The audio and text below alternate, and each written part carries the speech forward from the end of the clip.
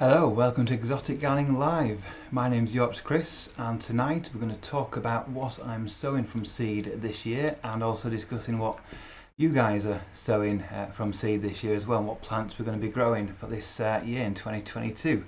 If you're watching this on catch up, this is more of a general conversation rather than a succinct video on a specific, type topic. So we might sort of meander off and talk about other things as well if you have any interesting questions in the chat. But we're going to try to stick to talking about growing from seed, how we grow from seed, and what things we're growing from seed this year. I can see we've had a few comments already, which is great.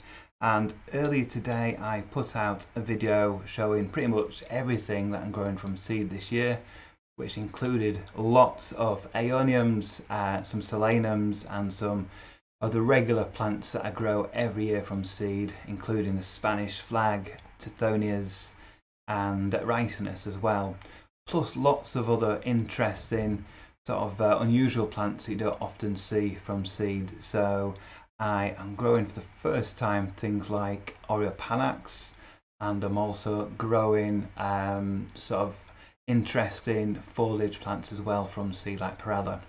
So we'll go through some of the seeds I've got here with me. I've got some other seeds as well which my family's picked up today, so there'll be some other seeds that I'll be sowing from other plants that will be growing from seed as well. So a lot of what I showed in my video earlier, I showed sort of black labels and like a label printer that I've used to make those labels. So if you're interested, this is what I use to actually print the labels that I label from the seeds. So this is a Brother, it's called a P-Touch GL H105 label printer, and you can get the branded Brother little cassettes that you get in the back, that you put in the back. So I'll show you that. It's just basically like a big cassette, and I use a black one and it prints white ink on that so that it stands out well on the black labels. But you can get the white labels as well with black ink, and these basically just type on the front what you want the label to say, press print, it comes out here. And the great thing about these labels is they're completely frost resistant, wind resistant, moisture resistant. So I've had some labels printed out 5-6 years now, and they still look just as good. They're not peeled off, they've been in the garden all that time, they've been obviously rained on and under snow, and they're completely fine. So it's a really good piece of kit, not overly expensive, and you can get an adapter as well if you don't want to run it off batteries. That's a great thing to do, to label your seeds and your plants, because it's so easy if you're growing lots of similar looking plants to forget what they are if you don't put a label in. I know I'm guilty of that with when I've grown Trachycarpus seedlings before. The different species look very similar when they're small, and if you get them mixed up, it can be really difficult to tell them apart when they get a bit older. So let's have a look again to recap of some of the things I'm sowing, because I've already sowed quite a lot already. So already I've got some palm seeds that I've sowed back in sort of Christmas time, some Honey Australis seeds, which are pretty rare. They've not germinated yet. I've used a baggy method for them, and in last week in sort of February I've sown loads of aeonium, so that's what was in the video that I released earlier today. They're all in seed trays, and they're all in a new compost to me, which is the Silver Grow John Innes #1 mixture. So it's completely peat free, and it's got a decent fine texture. There's no big lumps in it. There are some sort of wood fragments in it, but they're not big, they're just small, and that's sort of made up part of the mixture. And then I've added perlite to that as well, and then covered in vermiculite over the seeds on the surface. So loads of different aeoniums, which are really fine seeds. And then what else have I put in? Solanums, they're in the heated propagator. So these are tomato nightshade related plants. Got loads of different varieties of solanum. Most I've grown before, and they normally germinate well, sort of about a week to 2 weeks. Been in a week now, none are showing, so fingers crossed in the next few days we'll have a few little seedlings popping which is always a great sign. When you go into the greenhouse or you look in your propagator and you see those first little green leaves, those little shoots come up, it makes you feel good, starting the cycle of life again, the start of the growing season.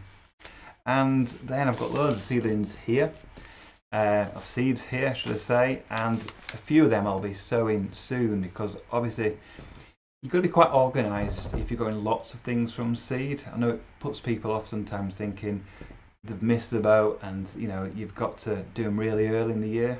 Yes, for slow growing things and erratic things it's good to get them started really early, but a lot of things catch up. So if you've not sown things already that you thought you should grow in January, in February, plenty of time. March is like the key month, I think, when you can sow most things, get away with sowing pretty much everything in March, although some things I like to sow a bit later in April and into May as well for a few really fast growing annuals.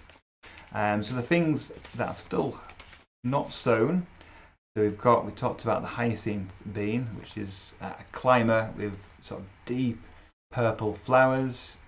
Not grown this before, but it should be like a vigorous climbing plant, sort of a cross between a bit like a runner bean and a sweet pea. So we'll see how that goes, and if anybody's grown that, got any tips, all ears. I'd like to know if you've grown this plant before. So it's a Dolichos Lab Ruby Moon Hyacinth Bean. I've got these from Chiltern Seeds, so we'll see how that goes. Talked about, I won't go into too much detail about these because obviously it was in the video earlier today, so you can watch that at your leisure later. Got the ricinus seeds, which will grow in April and even into May. They're big seeds, they are poisonous, but I'm not obviously going to eat them. Got loads of zinnias, so I bought some Zinnia elegans State Fair, which are new to me, but this morning my family have been out shopping and they bought loads more seeds as well, so I'll be helping my daughters and my son grow these from seed. So they've gone for some zinnias as well, so they've got a Johnson's Zinnia Giant Double Mixed, so that's that one there. And I've also gone for Zinnia Old Mexico. That's quite nice, multicoloured, sort of burnt orange and yellow flowers. That's quite good. And I think they picked another one. Yes, they got, oh no, that's a Cosmos. Yes, they've got some Cosmos as well. I've grown Cosmos before, but they've got some nice hot colours to grow. Chosen well, I think. They've got Cosmos Ladybird Mixed, which I can sow in a month's time. And we've also got Cosmos Double Click Cranberries, so I've not seen that one before. Very double, well, yeah, very double flowers on that one. Deep burgundy colour. And one I forgot to buy, so I'm glad I've picked it up actually, is the Black-Eyed Susan and the twining plant. So this I've grown a few years before, on a few different occasions, and I've actually sown these sort of in February. And on the back of the packet it does say February to April. So I'll get sown them soon because they do need a bit of time to establish, and then hopefully they'll be flowering from July onwards. So all these plants so far are tender annuals or tender plants in general, but they did pick up some non-tender plants. I did get some scabious, which is definitely not a tropical plant at all, but they've picked this one. This looks quite a nice variety, Scabious Black Knight. We'll try that. That's a hardy, is it an annual? Yes, it's hardy annual, that one. I know some are perennials, but that's an annual. And also they picked up some red hot poker flamenco. That'll be a perennial. I doubt that will flower for a couple of years. That'd be a nice one to try from seed as well. We've got loads and loads to be getting on with. Mentioned some other ones this morning in the video, and these are the labels that I've made. So these I got from eBay. sorry, yeah, some of these I got from eBay. These I actually got from Amazon, these cheaper ones. Nice little labels, and then use the Brother label printer just to put the actual sticker on there that stays on really well. And some other seeds I've got, which are dead easy to grow, are these. I don't know if you can see them. If you know what they are, put that in the comments below and we'll talk about them in a minute. Quite nice fruits these, but they've got seeds inside if you know what they are. So we've got all sorts to be growing this year, and like I mentioned, the mix I'm using for pretty much everything is the peat-free Silver Grow, John Innes and Perlite. And it's pretty much, you know, I want something free draining, but it's got to hold the moisture. And you want something that doesn't cake over, which means, you know, if it dries out a bit, and you can sometimes get like a really dry crust, it's really hard to re-wet it, and you know, to get the water in again, it just runs off the surface down the sides of a pot or a seed tray. So far with the Silver Grow stuff I'm using, it just goes straight through the water and keeps it nice and moist rather than sort of running off. That's really good, and I'll check up on that as we go through the season and see how it, you know, how it performs, and see what nutrition's in that compost. When the seedlings do germinate and we get some, you know, leaves, will they maintain some good vigor? Will it be nice and green? And how long before we have to think about, you know, transferring and feeding those seedlings? So I was going to have a look in the comments and see what we've got. And right away I can see, yeah, we've got a few people notice what these are. We've got Tom HD and Scagius, as mentioned. These are measurable dates, so pick these up obviously from the supermarket. And these are really delicious fruits, but inside each of these you've got a date stone, and you can grow those really easily. I've done it a few times, and you know, you've got to be really patient to get a big plant, and they're not fully hardy, but it's a nice way to have a go at growing palms from seed. Obviously, you know the seeds are going to be viable, or should be viable, because they're from ripe fruits, and I would just basically put them in a compost mixture, again with perlite, and put it somewhere warm, and they've always germinated really well. I've also used the baggy method of growing palms as well, which is basically you can either use just perlite or perlite and compost, or banjo moss, which is chopped up, just wet enough to get a bit of moisture. Put that in a clear plastic bag. Whatever material you use, you put it in a clear plastic bag, label it, put the seeds in, and put it somewhere warmish, about 18-20 degrees, so room temperature, and they germinate really quickly. So within a week I've normally got these to germinate. Definitely within a month you'll get them to germinate because of fresh seeds.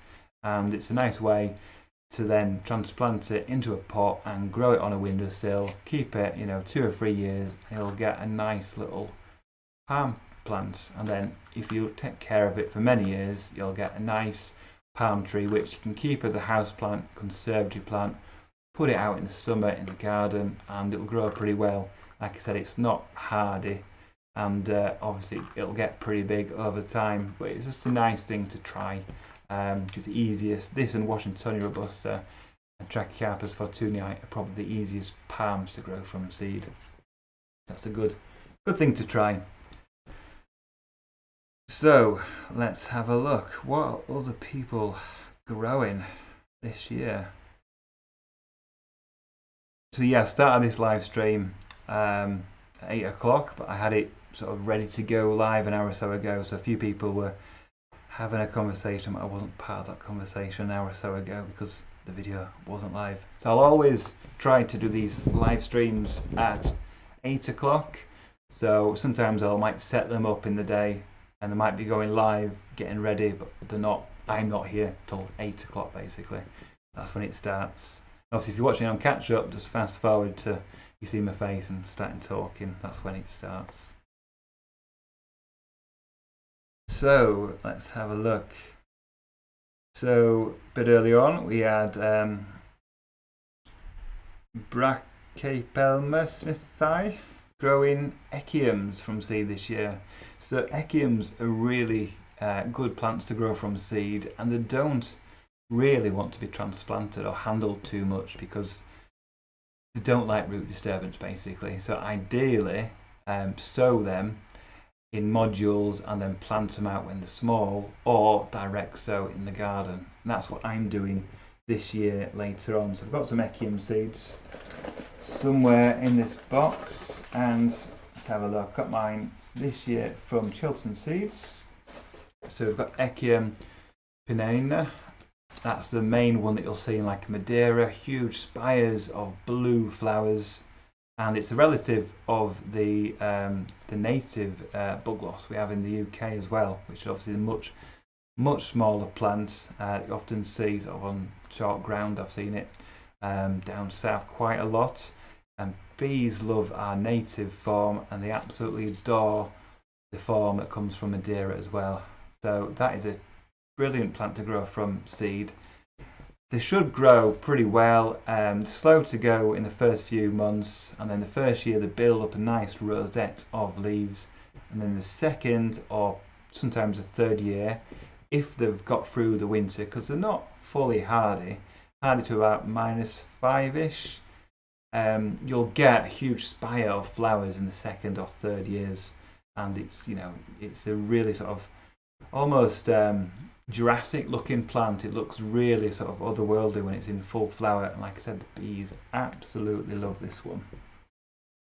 It's not one that I'm going to grow in pots this year. I'm literally going to scatter it round, I think, the front garden, and just let the seeds fall on the ground. I might just sort of rake the seeds in, and then we'll see them germinate in the summer, keep the ground well watered, and then see where the plants germinate, and then hopefully, fingers crossed, they'll get through the first winter.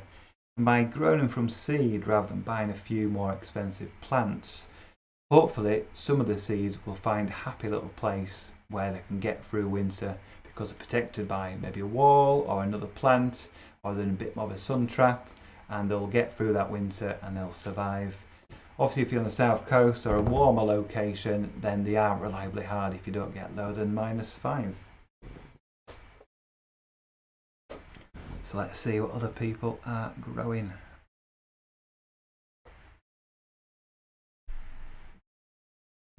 So Sam Potter, hi Sam, you're growing lots of seeds. You've got a lot from Mike Clifford. So yeah, I mentioned where I buy plants and seeds from last week's video, I think it was. And I've got a lot from Mike's Rare Seeds, Mike's Rare Plants. And if you ask for his list, he'll send you a long list of seeds that he's collected from his own garden, and they come nicely packaged like this. So this is an Impatiens Sardenii, and it'll say how many seeds are on, and they're nicely put in a little plastic sleeve inside a cardboard sleeve like this, and it does really good prices on all these seeds. And you should get some really unusual plants as well. So this I've never grown before. I've never grown Impatiens before, but it has several different types.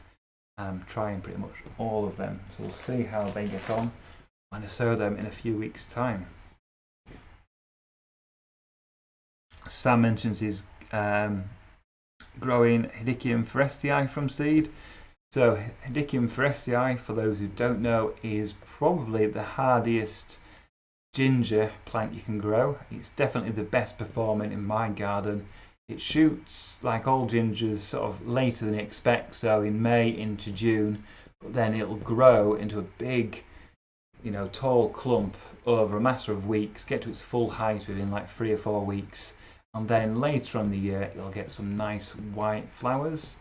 And the leaves on forestii are quite large as well, so larger than most gingers, so it's a good showy foliage plant even if you don't get too many flowers or they're quite late on in the year. And it's pretty hardy. I've had it -10 in a pot and it's come through, so it's a good doer in the garden. You can split it in spring as well, move it about, and it doesn't suffer any ill effects from doing so. I've grown it from seed as well. It just basically grows a bit like a canna or banana, which it's sort of distantly related to, and you'll get a decent sized plant in a couple of years from seed. So Tom HD is growing the Trachycarpus hybrids, so the Wagnerianus, the Nova and Nanital. Asking if I'm growing any palms. Yeah, I'm growing a lot of palms. Most are now in the ground. I've still got a few in pots, so I've got the hybrids of Trachycarpus Princeps with Waggy crossed, and I think I've got with Nova cross, and Nanus cross with Fortunii, and I've got some other ones I can't quite remember at the moment. So they've been in pots from seed and seedlings for a number of years now, and pretty much all of them are big enough to plant out. I've not decided where I want to plant them, so they'll probably get potted up into a larger pot this summer if I don't decide exactly where they're going to go. The good thing of growing obviously plants from seed, it's a lot cheaper than buying plants. So, you know, a lot of the things I'm growing this year are annuals, but I'm growing a few perennials, and that'll save me a lot of money in the long run because I'm not having to buy lots, you know, big plants which are really expensive. And you get loads more in a packet of seeds than you do, you know, going to a garden centre and buying 1 or 2 plants. I can get like maybe 10, in some cases 100 plants from a packet of seeds. It's really good value for money.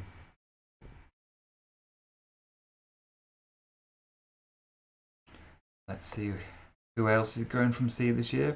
And I realise not everybody wants to grow from seed because, you know, it does take some commitment in terms of thinking about planning ahead when you're going to sow your seeds, making sure you get your compost and your seed trays ready. Do you need to heat the area where you're growing the seeds, or are you going to grow them later on in the season? And so it takes up a bit of space as well, a bit of planning. So not everybody grows from seed, but I would sort of encourage everybody to have a go something from seed, even if it's just some date seeds like we just looked at a few minutes ago, which are dead easy to do. It's worth growing from seed because, like I said, it's cheap, it's fun, and you can grow really unusual varieties that you can't get from a garden centre or a nursery, like lots of the ones I've been talking about from Mike's Rare Plant and Seeds.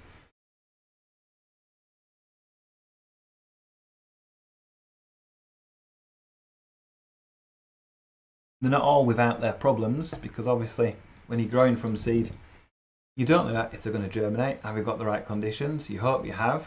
You know, you're trying to follow the instructions on the pack, or research as well, but sometimes seeds are not viable because they're old seed, or for whatever reason they don't germinate as you expect.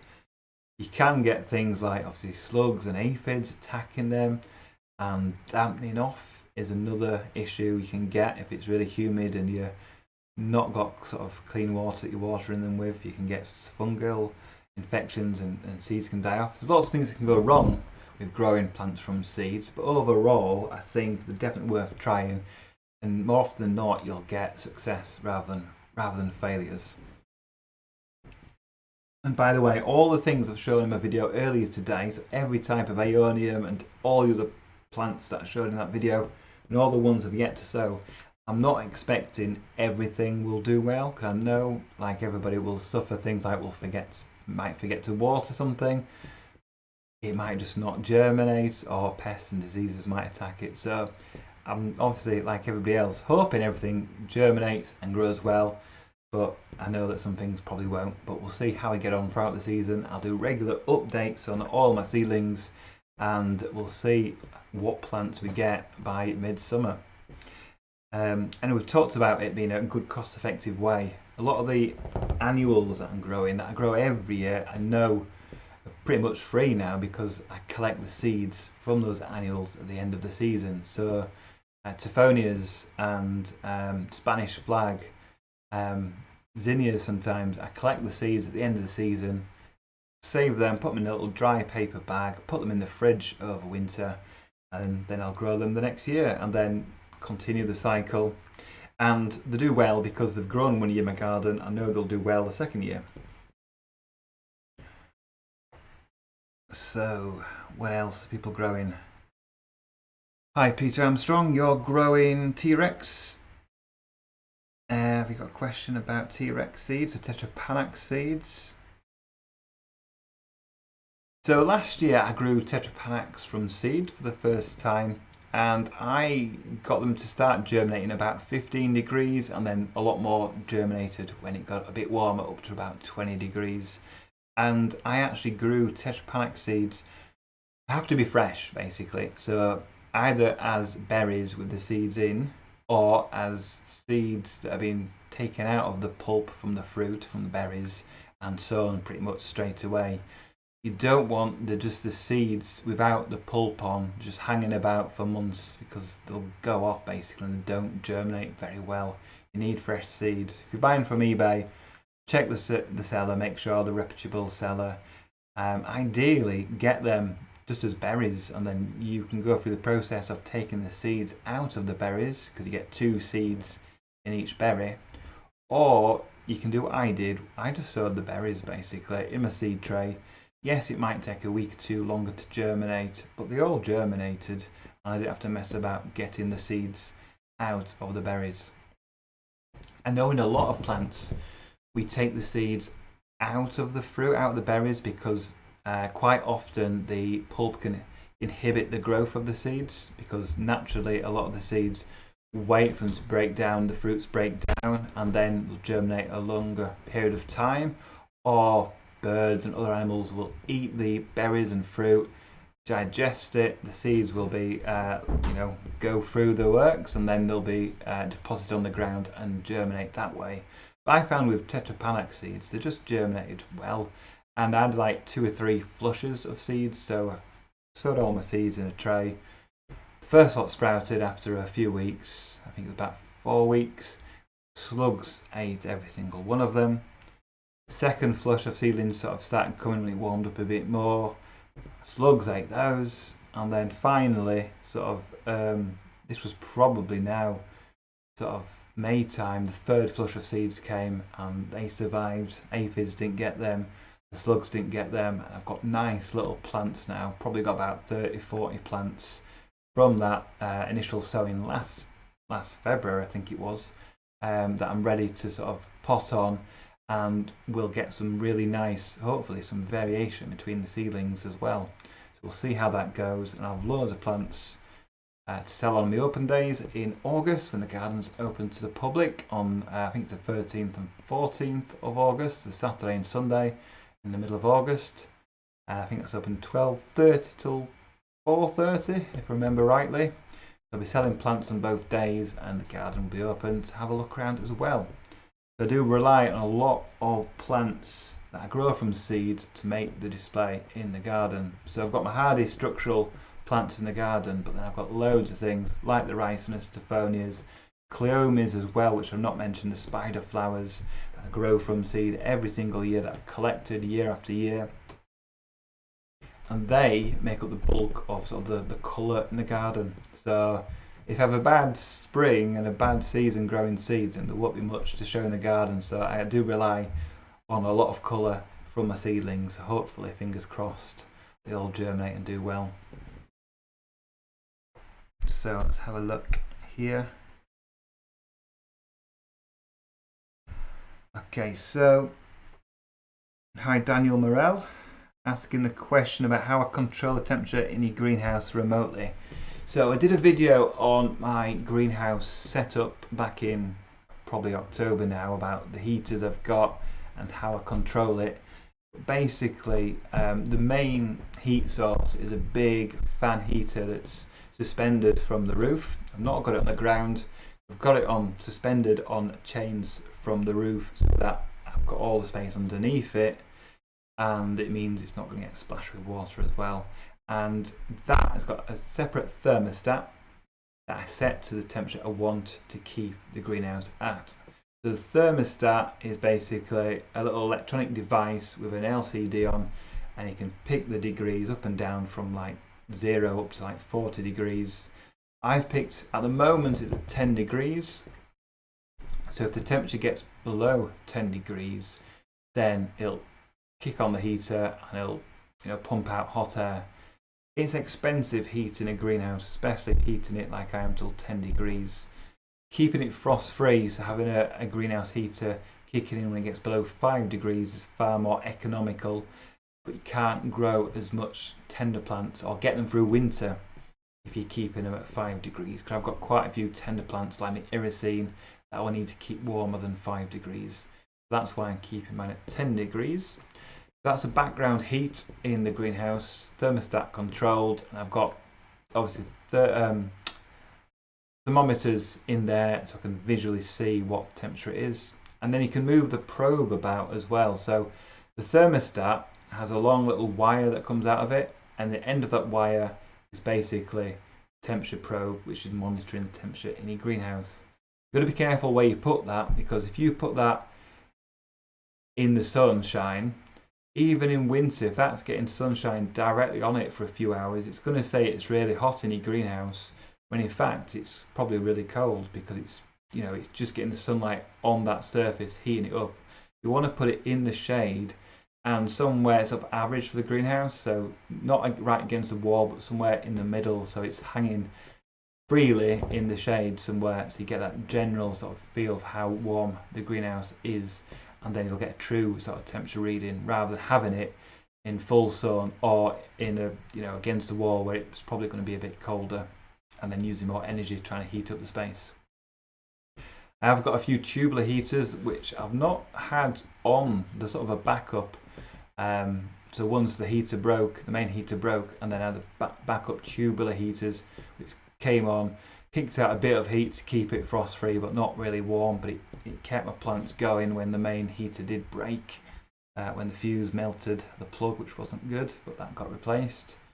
And I've also got a separate sensor linked to my phone, so I've got a Govee little, it's called Govee, it's a company, and they do like a temperature logger. So it's a sensor that's in my greenhouse now, and I can just check on my phone on the app what the temperature is. And I've got that somewhere in the middle of the greenhouse, so giving it average temperature near the plants. It's a Govee like that, and you can see the temperature that's in there, and also the relative humidity as well. So that's a good little device that I picked up last year. So that's the greenhouse. And then if you've got propagators in a greenhouse, even if your propagator says it goes up to 30 degrees, it will not go up to 30 degrees if it's freezing in the greenhouse. Normally it'll top out at 30 degrees if it's still in a warm place. So normally it'll heat up above the ambient temperature by sort of 10-12 degrees on a lot of propagators. So my Vitapod one, I think it sort of goes 12 degrees above ambient. So at the moment my greenhouse is 10 degrees, and I've got my propagator set at 20 degrees, which you can manage to keep at that temperature, because 20 is only 10 more than 10, so it's managed to keep that temperature. If I kept my greenhouse at 5 degrees and tried to set it for 20, it would struggle to get it to 20 degrees. It'd probably, get to about 17 degrees and keep to that temperature. It can't lift up temperature that much more than the ambient temperature. Obviously, if you've got your propagator indoors in your house on your windowsill, it's much easier to keep a nice warm constant temperature without using too much electricity, because you've got the general heat from your house. Hope that makes sense. So what else we got? Riot 76, growing Datura, Brugmansia, Spanish flag, Coleus. Yeah, great things to grow from seed. I'm definitely growing like I said, the Spanish flag this year from seed, and I think my daughter's picked up some Coleus as well, which I'm a bit late going. If you're growing Coleus from seed, literally get it in January, because it can be really slow to get going.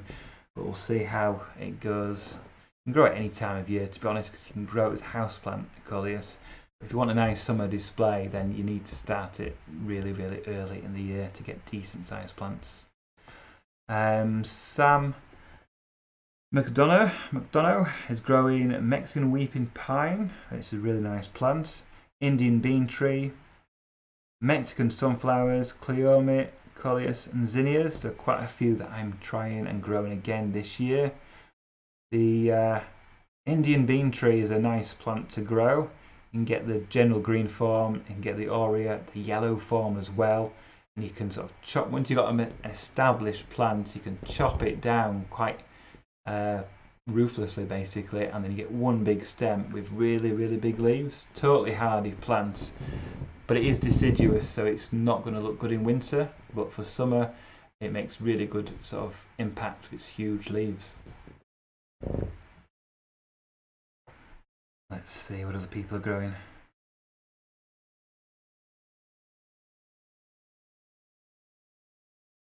Okay, so Musica whoa, if that's how you pronounce your name on YouTube, is growing tiny giant elephant ears. So these are a colocasia with absolutely enormous leaves.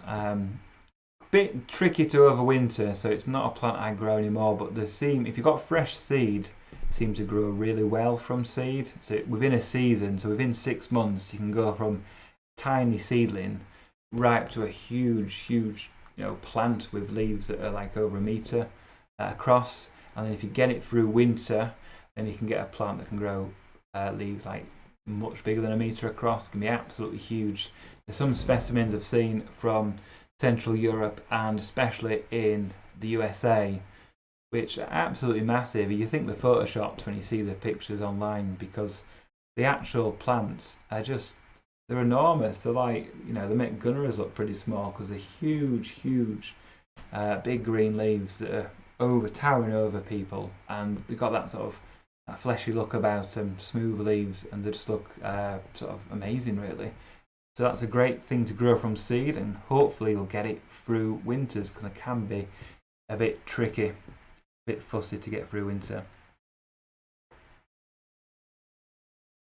Other people are growing Danny Lana's growing T-Rex again, Tatopanax, Colocasia gigantea, which we just mentioned, and the Laos giant as well. I've got them to germinate within 3 weeks, so that's great going.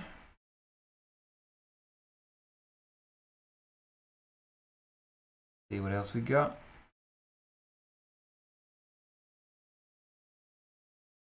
Okay, so Skagius is asking about where to get seeds from Mike Clifford. Basically, I showed that in my video last week, but go on Instagram, Mike's Rare Plants, I think it is, or go on Facebook and Mike's Rare Plants, and Twitter as well. You'll find him on there. He normally shares his list of what seeds he's got, or you can message him and he'll send you the full list of all the seeds. And I think he sends them all the way across the UK. I'm not sure if he's sending them across Europe now, so you'll have to check directly with him.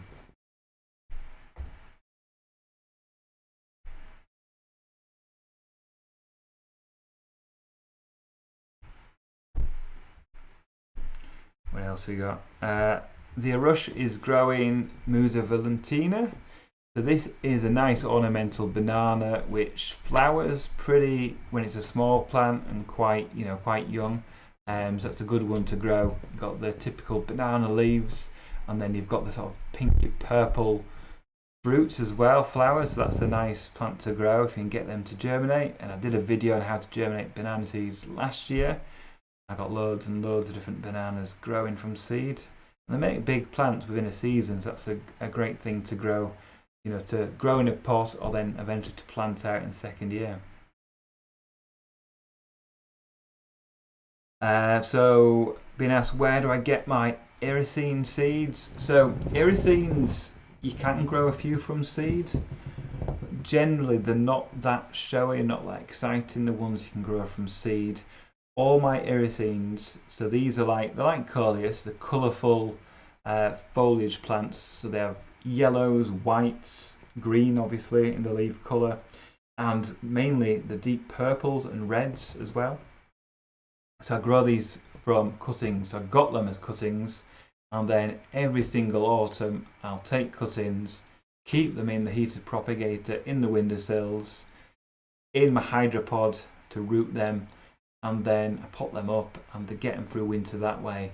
And then I will get more cuttings from the original cuttings in spring to bulk up my supplies. So I've always got a continuous supply of those because they are tender, and the forms I've got you can't grow from seed. They only come true from vegetative propagation from cuttings. So they're the plants that always look really great in the summer because they always show it really colourful and easy to grow them coleus because they don't seem to suffer from them coolish temperatures you get in late autumn. You can still keep them out a bit longer than coleus and still look really good right up until the first frost. But you've got to take your cuttings or dig them up before they get a frost on them.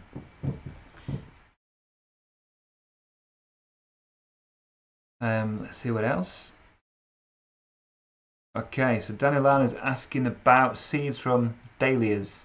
So you can get loads of dahlia seeds. I don't think this year I've got any dahlias from seed, but I've grown loads. I think last year I grew Bishop's Children from seed, and I've had dahlias in the garden actually self-seed and grow from seed before.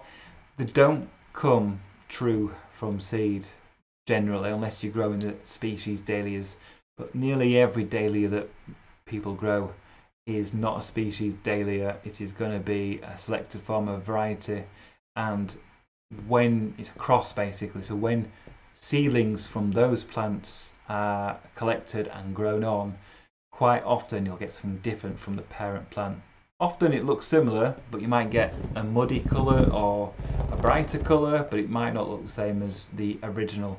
So I think you were asking about Bora Bora, which I think is a big sort of cactus orange style dahlia from memory. I'm not even certain if this is a hybrid that has fertile seeds or is a sterile hybrid. I'm not certain. But generally, they don't come true from seed. They'll have a mixture of the parent plant's attributes, but they'll look a bit different generally. Bishop's Children came from one of the Bishop's dahlia types. So you've got Bishop of Oxford, Bishop of York, Bishop of Llandaff is a nice single red flower, dark-leaved dahlia, and then the seeds collected from these will get a mixture of different colours quite often. So, like I said, sometimes self-seed as well. Very easy to grow from seed, and they will flower in the first year. But obviously, a lot of dahlias are grown from tubers. You can pick up from the garden centres at this time of year. You can sort of force them into growth right now and take cuttings to get lots of plants, or you can just grow them from the tubers, and that will make a nice plant which we can plant out once all danger of frost have passed, and then they'll grow away and flower all summer long.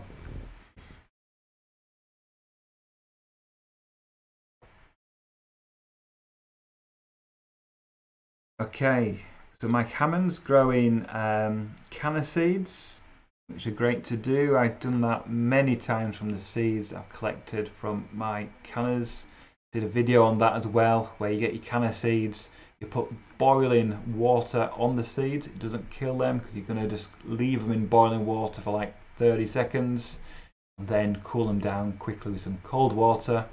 What that does is it sort of does little microfractures and cracks in the seed case, which is really hard, allows water to get in there, and it allows germination just to be that bit quicker than if you just planted the hard seeds, which they will germinate in time, but they'll just take longer. But dead easy to grow. You can get them to germinate within like 2 or 3 days if you either crack the seeds manually or use the boiling water trick like I did in my video. And then you get loads of plants, and they don't always flower in the first year, but quite often they do, depending on which type of canna you're growing from seed.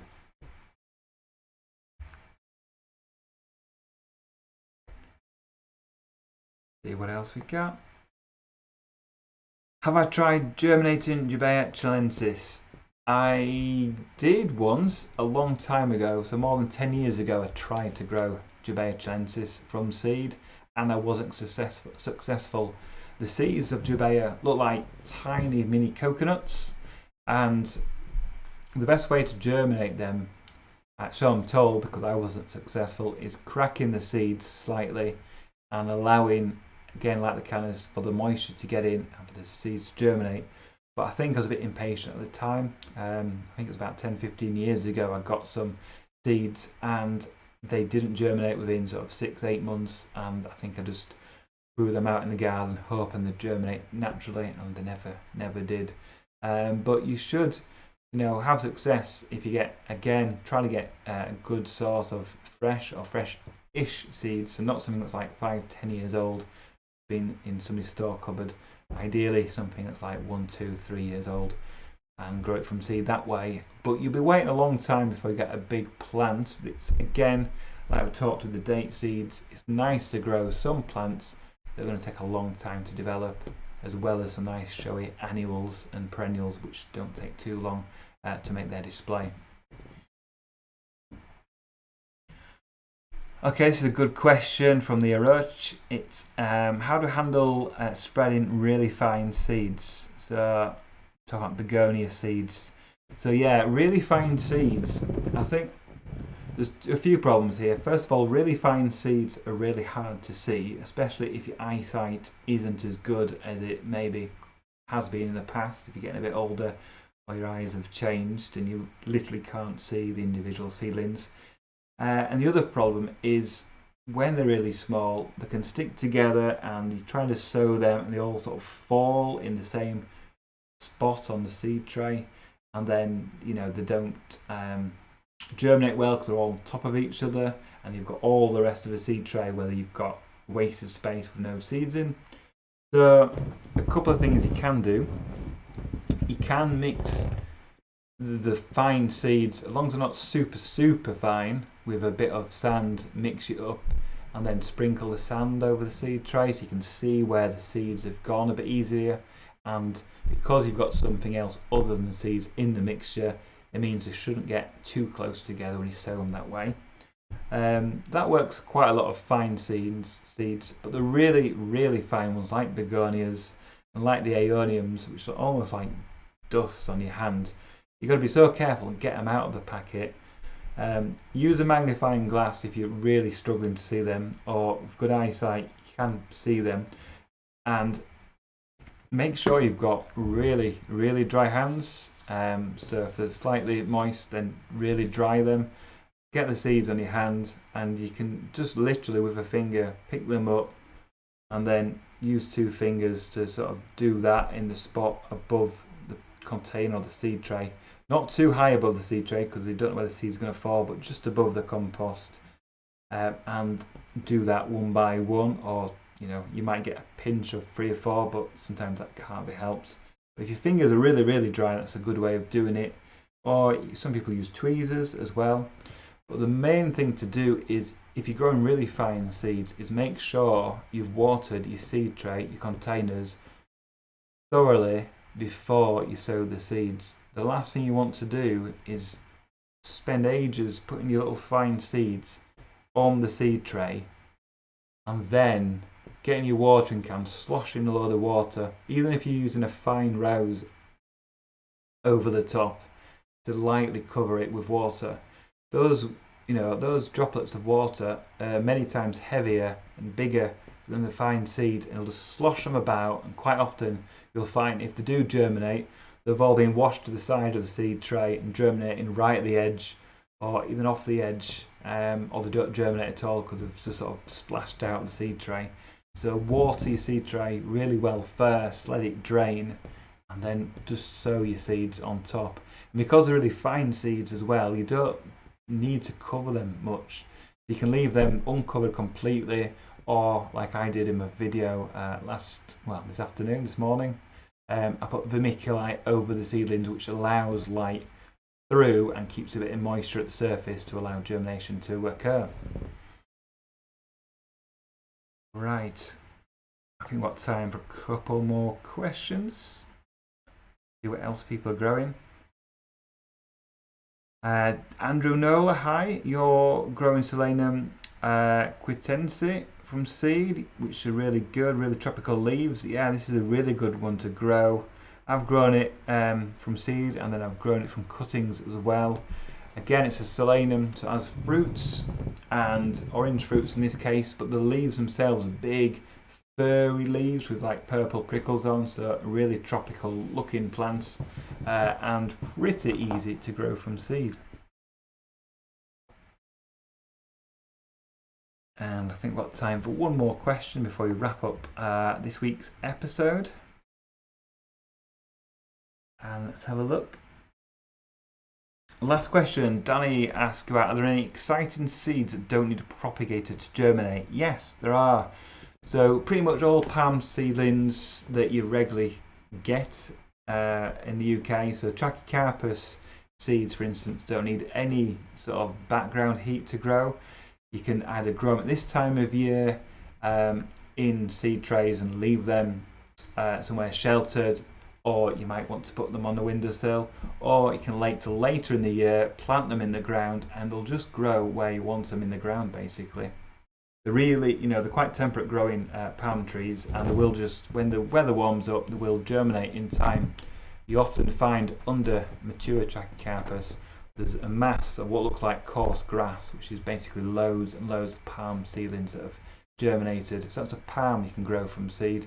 And a few of these annuals that I'm talking about putting on heat now, you can wait until May and it's warm enough and plant direct in the ground. So the zinnias, which I normally sow sort of late April into May, you can direct sow them for nice summer colour, and they will grow well from just sowing in a prepared seed bed in the garden.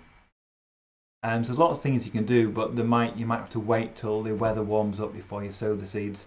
But because the days are longer and warmer as we go through the next few months, then things quickly catch up. So if you've not done early sowings in February, March and April, you can grow things from seed even right until the end of June, and they'll catch up in a lot of cases. So you don't need to have too much heat for some plants. Bananas, quite often you need heat, so you do need to put them in heated propagator.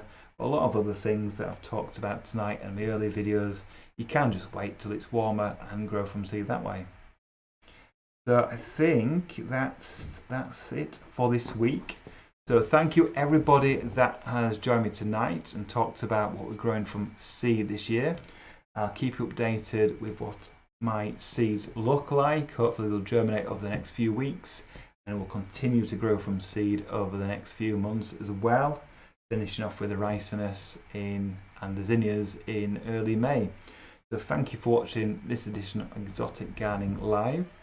Join me next week, where we'll probably have a regular episode, and then we'll have another Exotic Gardening Live at 8 PM next week. Thanks for watching.